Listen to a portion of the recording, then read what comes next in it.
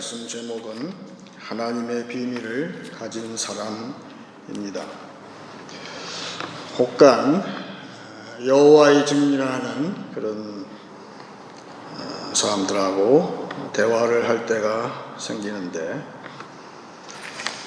대화 가운데 저들이 성부 하나님을 이야기할 때는 신나게 얘기를 하다가 성자 예수를 얘기할 때는 굉장히 머뭇거리면서, 그리고 성령 하나님을 얘기할 때는 슬그머니 꽁무니를 빼고 달아나는 것을 알 수가 있습니다.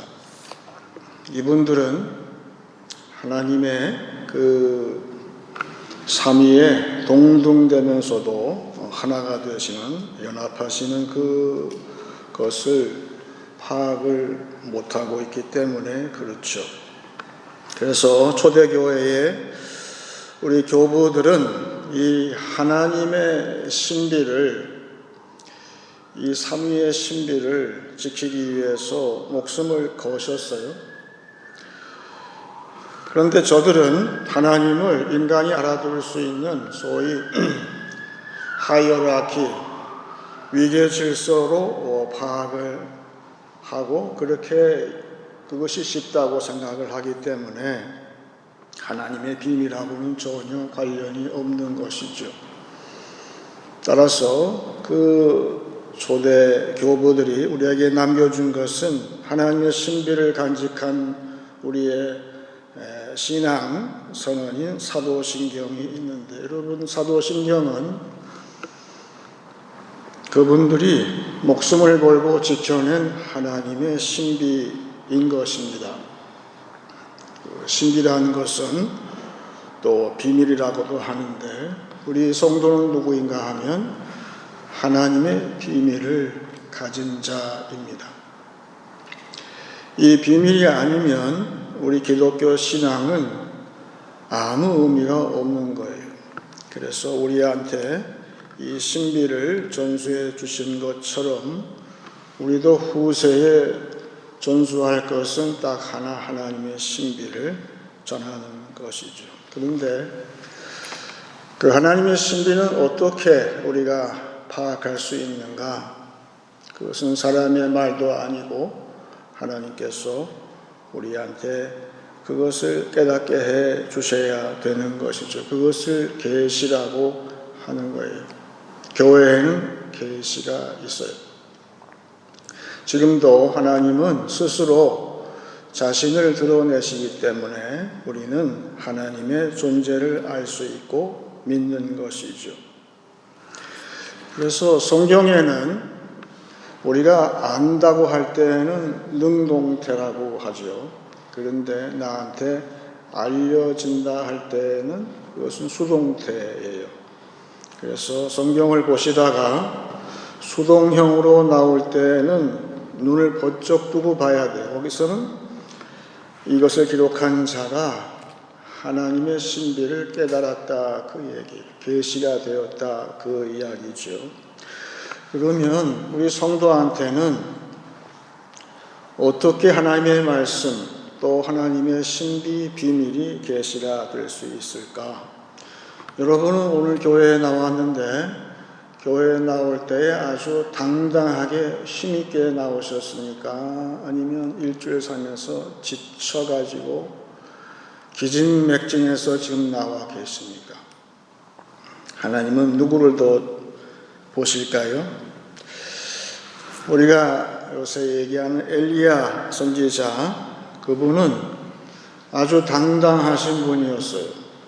우상 숭배자들 850명과 싸울 때 당당하게 승리를 거두었어요. 거기에 하나님의 능력이 역사하셨는데, 그 우상 숭배의 대장이라 할 수 있는 그 여자의 한마디에 이분이 오금이 저려서 도망을 가면서 호렙산으로 내뺐다고 되어 있어요.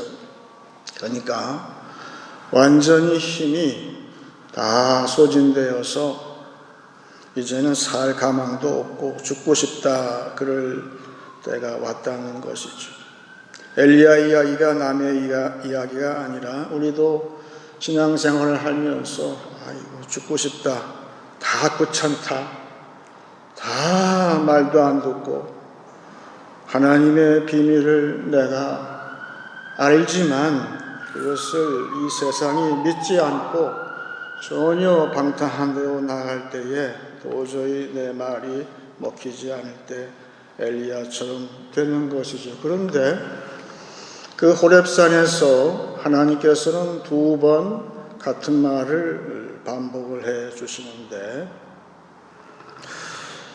열왕기상 19장 11절 말씀에 여호와께서 이르시되 너는 나가서 여호와 앞에서 산에 서라 하시더니 여호와께서 지나가시는데 여호와 앞에 크고 강한 바람이 산을 가르고 바위를 부수나 바람 가운데에 여호와께서 계시지 아니하며 바람 후에 지진이 있으나 지진 가운데에도 여호와께서 계시지 아니하며 또 지진 후에 불이 있으나 불 가운데에도 여호와께서 계시지 아니하더니 엘리야 큰일 났어요. 하나님이 하늘에서 불을 내려서 제단의 모든 재물을 다 삼켜버리신 하나님이신데 지금 불 가운데에도 하나님이 나타나지 않으셨어요. 그런데 불 후에 세미한 소리가 있는지라 그랬어요.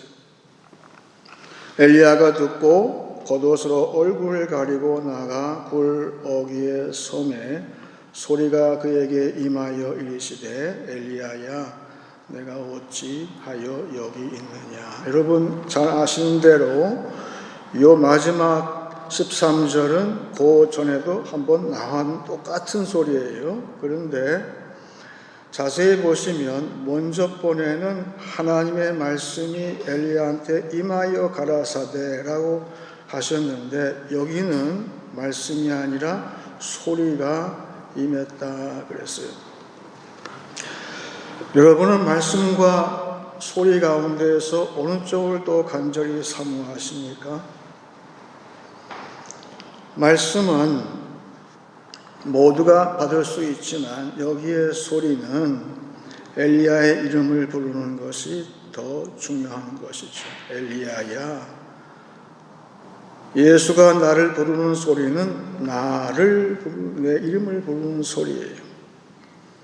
그래서 그 소리가 어떻게 들렸냐 보니까 세미한 소리라고 되어 있어요. 속삭이듯이. 그리고 우리 주부들이 밀가루를 사잖아요. 그 밀가루가 굵은 밀가루가 있고 가는 채에 쳐가지고 마지막으로 아주 고운 밀가루가 될 때에 그것이 세미하다는 뜻이에요. 그러니까 완전히 세미한 아주 가늘게 된 그런 곱게 하나님의 소리가 아주 정제된 그런 소리가 지금 들렸어요. 근데 그 소리는 굉장히 들락말락한 그런 소리 가운데에서 들렸는데 놀랍게도 하나님은 거기에 계시고 그런데 지금 가장 연약한 모습이 되었을 때에 엘리야한테 주신 그 하나님의 메시지는 아주 가장 강력한 메시지가 나왔어요. 그것은 엘리야의 후임자를 임명하시고 그리고 북왕국의 왕도 임명하시고 그리고 이방 나라 족국의 원수의 나라 곧 세상의 모든 왕들도 임명하시는 하나님의 계시가 거기에 나왔어요. 무엇이 하나님의 비밀일까요? 하나님은 지금도 비록 우리가 지치고 고나서 가장 연약한 모습이 되었지만 그런 모습으로 우리가 교회에 나올 때 내 귀에 들려줘서 그 소리가 안 들려서 그 겉옷을 이렇게 들어서 세상 소리를 다 차단할 정도로 안 들리는 그런 소리. 그러므로 우리가 교회에 나올 때는 연약한 모습도 중요하지만 엘리야처럼 우리의 옷을 다 들어 올려서 이 세상의 모든 잡다한 소리를 전부 차단하고 그리고 하나님께 집중을 할 때에 나는 비록 연약해서 죽을 것 같지만 그때에 내 이름을 부르시고 아무개 나한테 직방으로 오는 메시지가 떨어질 때에 그것은 하나님의 웅장한 모습, 하나님께서 지금도 세상이 아무리 시끄럽고 우리한테 불리한 것 같고 우리가 더 이상은 소망이 없는 것 같지만 지금도 하나님은 이 세상을 지배하신다, 다스리신다. 그 메시지를 엘리야가 받았을 때에 그 마음이 우리 예배자의 마음이 된다는 것이죠. 놀라운 비밀이 거기에 있는 거예요. 그래서 이 비밀은 하나님이 다스린다는 이 비밀은 이 세상 지식으로 알 수가 없는 거예요. 그래서 우리 교회 다니는 사람이 한번 테스트 해봐요. 기회가 있으면 요새 AI 인공지능한테 가서 한번 물어보세요. 너 신비라고 아냐? 답변을 그렇게 할 것 같아요. 교회 다니는 사람들이 믿음으로 안다고 주장하는 지식 맞죠? 그런데 그 다음에 아마 그 인공지능이 덧붙이는 말이 있을 거예요. 하지만 이런 거는 나한테 질문하지 마세요. 그럴 거예요. 왜냐하면 내 전문은 계시가 아니다. 그렇게 답변을 하겠죠. 그래서 오늘 말씀, 오늘 비밀에 대한 이야기인데 사도 바울은 이스라엘의 구원 혹은 이방 전체의 구원 얘기하면서 시작을 로마서 11장 25절을 이렇게 시작하고 있습니다.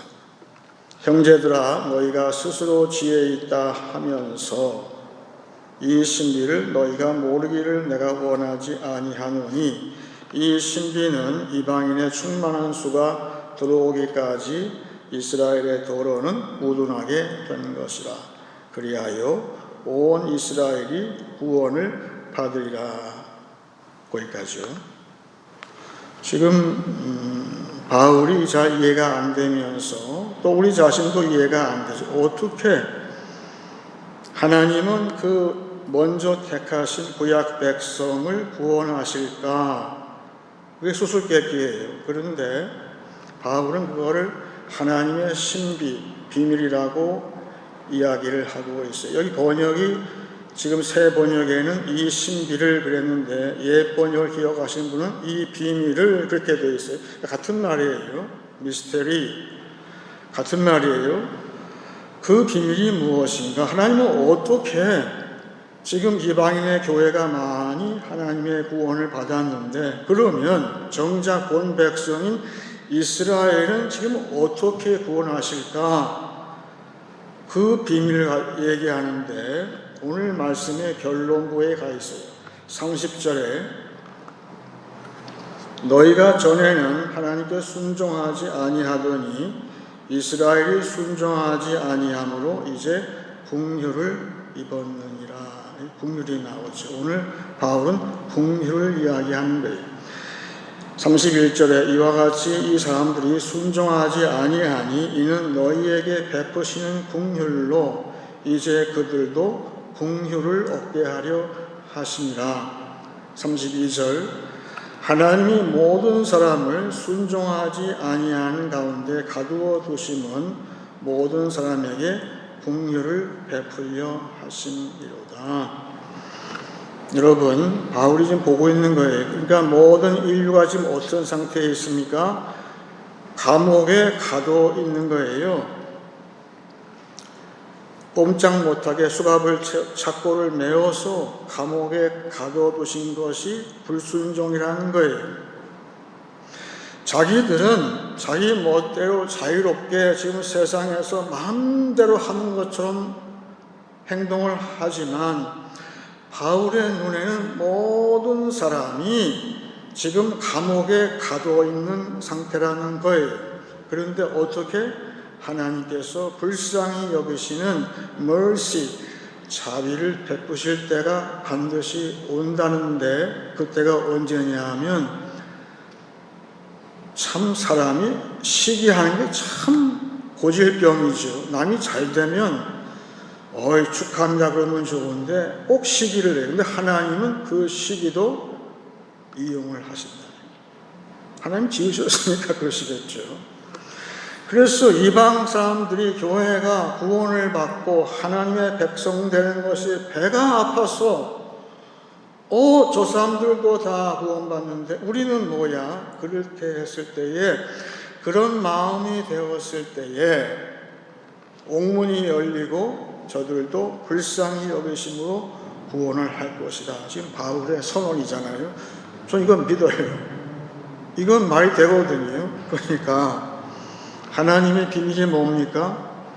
하나님은 지금도 끝까지 인류를 불쌍히 여기심, 이것이 하나님의 통치의 비밀이라는 거예요. 참 놀라운 비밀. 하나님은 이런 분이에요. 그래서 신학자 칼 바르트는 오늘 30절, 32절까지가 인류의 소망이라고 그랬어요.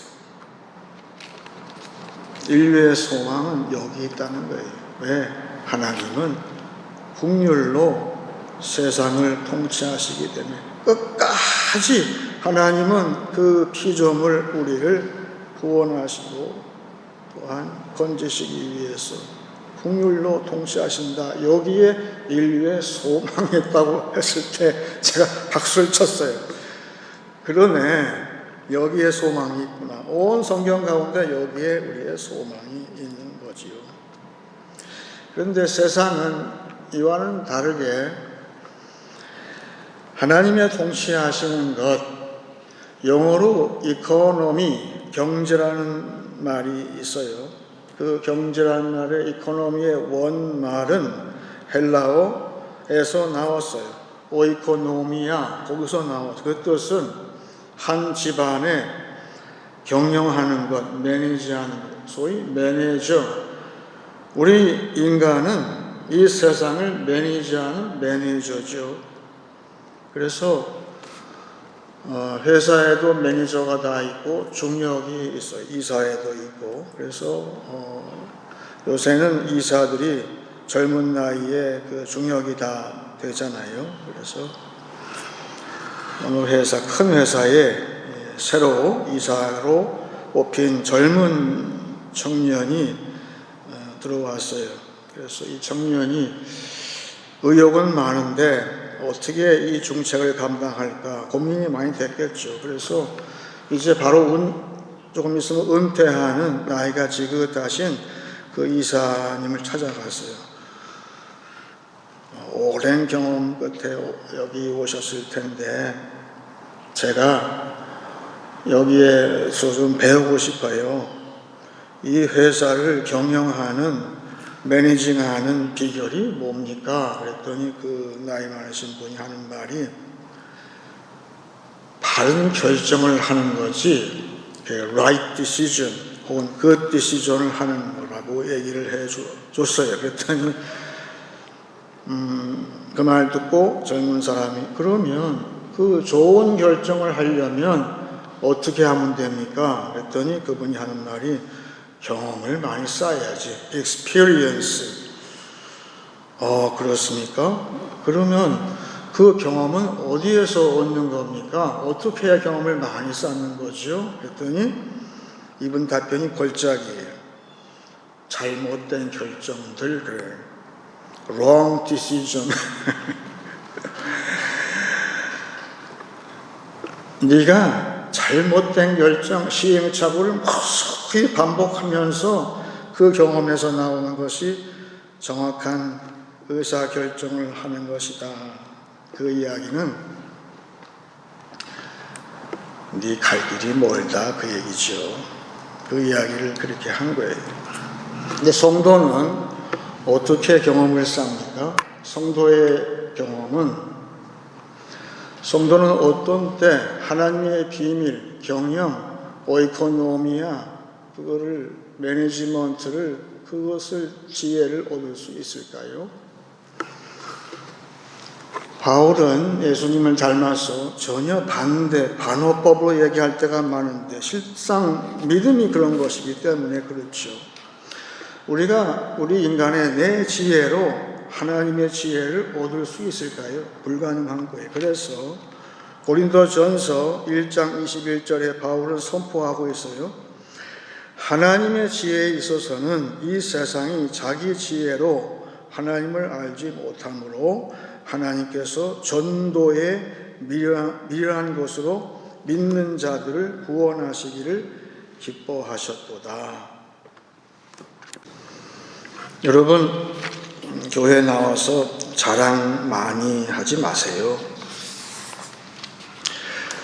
차라리 난 아무것도 몰라. 나는 어리석은 자야. 지금 바울은 그렇게 얘기하고 있는 거예요.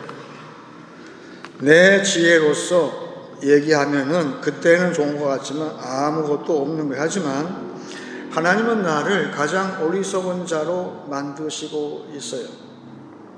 그럴 때 오늘 말씀이 나한테 들린다는 거, 여기 전도라는 것은 두 가지 뜻이 있는데 교회 강단의 메시지, 이것이 전도고 우리가 세상에 나가서 다른 사람하고 대화하는 것도 전도예요.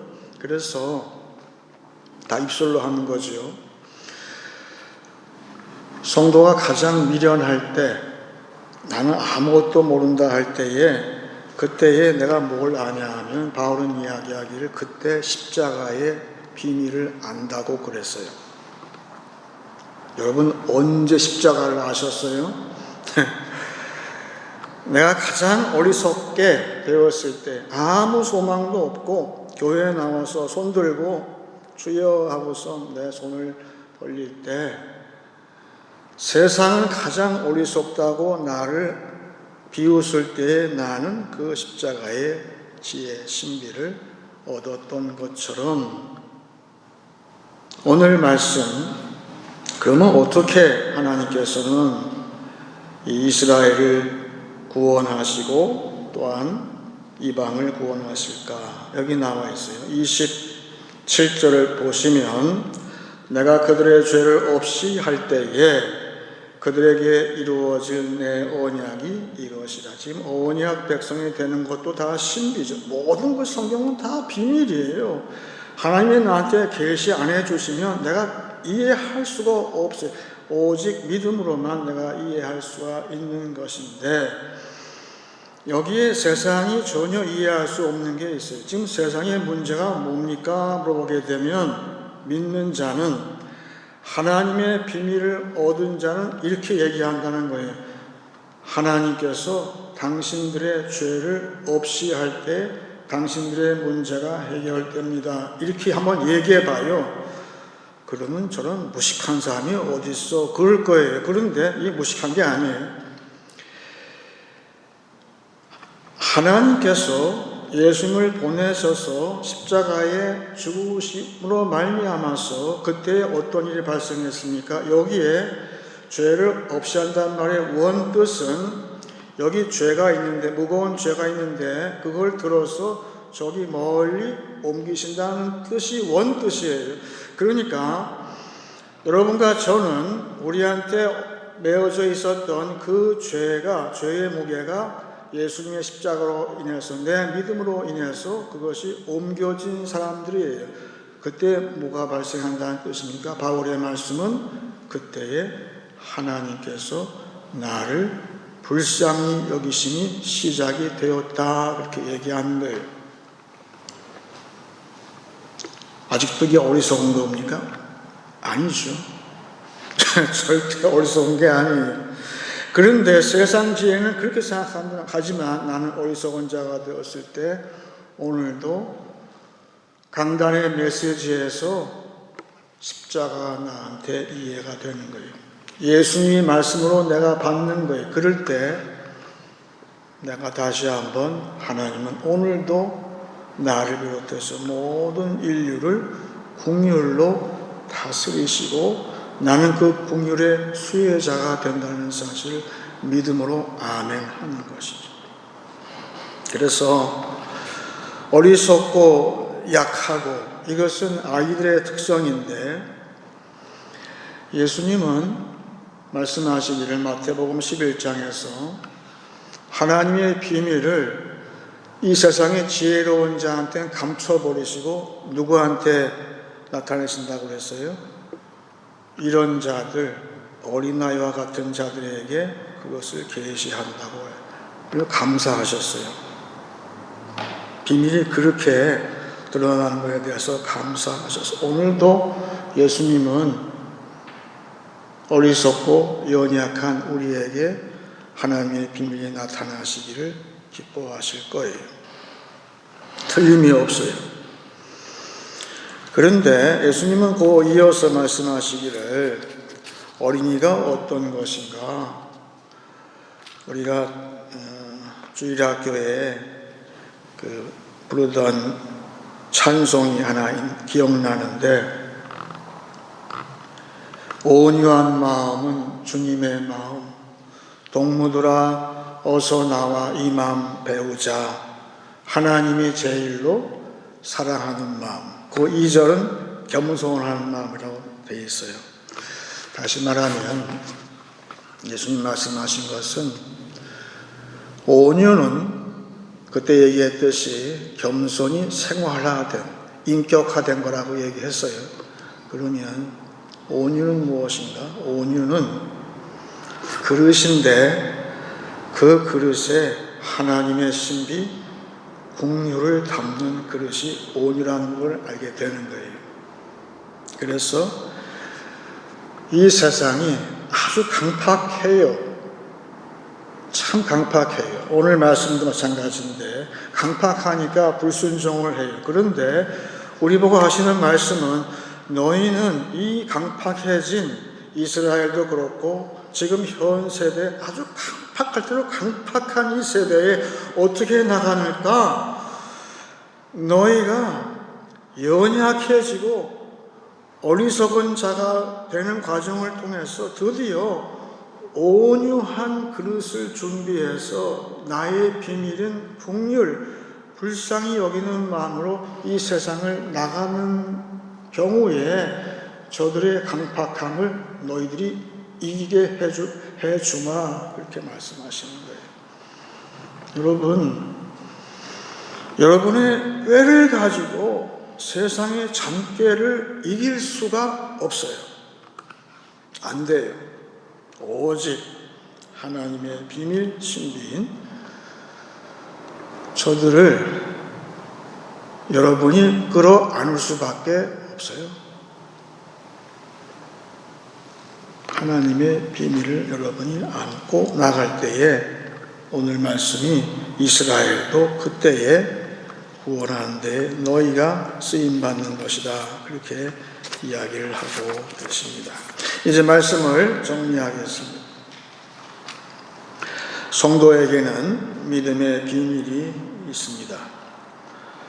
내가 연약할수록 그 비밀은 계시될 것입니다. 하나님의 비밀은 긍휼로 세상을 다스리신다는 것입니다. 오직 어리석은 자에게만 십자가는 지혜가 됩니다. 하나님의 비밀을 담은 온유함으로 강팍해진 세상을 매니지하는 한 주간 되시길 축원합니다. 지난주에 말씀을 듣고 댓글을 어느 분이 보내셨는데 이번 주 말에 광화문에 가서 시위를 하신다 그래요. 그래서 교회 예배를 다 마치고 시위하시는 것은 좋은데 반드시 우리 교회에서 먼저 기도할 때에 내 마음에 찾아오는 무엇을 안고 나가라는 뜻일까요? 이 세상 모든 인류, 참 강팍해지도 강팍해진 저 사람들을 대할 때 하나님의 비밀인 긍휼을 안고 내 마음의 중심에 하나님의 긍휼이 찾아올 때 그럴 때 나가신다면 얼마나 좋겠는가 그런 생각을 해보면서 찬송 370장 다 같이 읽겠습니다.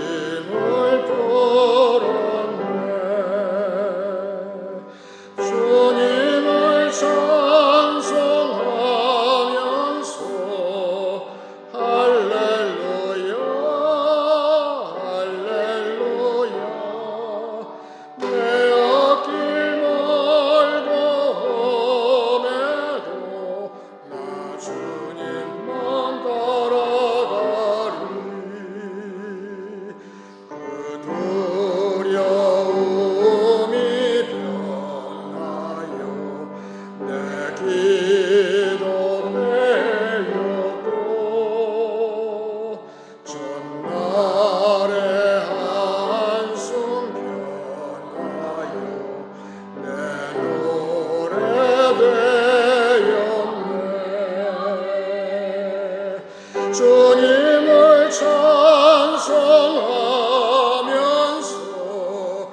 할렐루야 할렐루야 내 앞길 멀고 오매도 나 주님만 따라가리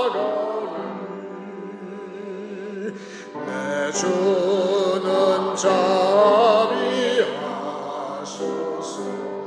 늘 함께 계시고 내 궁핍함을 아시고 늘 채워주시네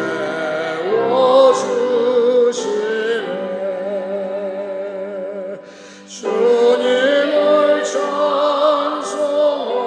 찬송하면서 할렐루야 할렐루야 내 앞길 멀고 오매도 나 주님만 따라가리 내 주와 맺은 언약은 영불변하시니 그 날아가기까지는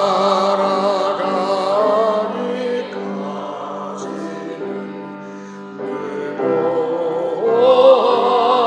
보호하시네 주님을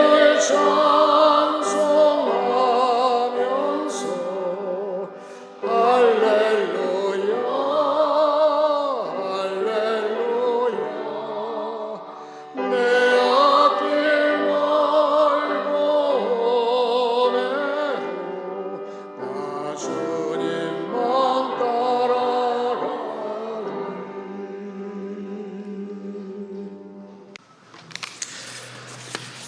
이제 기도할 때 제가 먼저 마태복음 11장을 읽고 같이 기도하기 원합니다.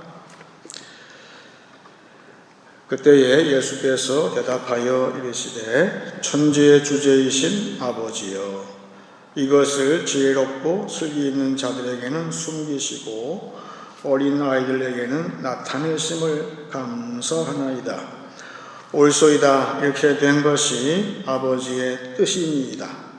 내 아버지께서 모든 것을 내게 주셨으니 아버지 외에는 아들을 아는 자가 없고 아들과 또 아들의 소원대로 계시를 받는 자 외에는 아버지를 아는 자가 없느니라.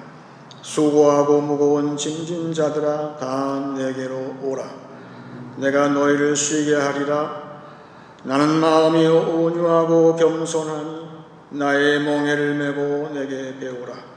그리하면 너희 마음이 쉼을 얻으리니 이는 내 멍에는 쉽고 내 짐은 가벼움이라 하시니라. 다 같이 기도하겠습니다.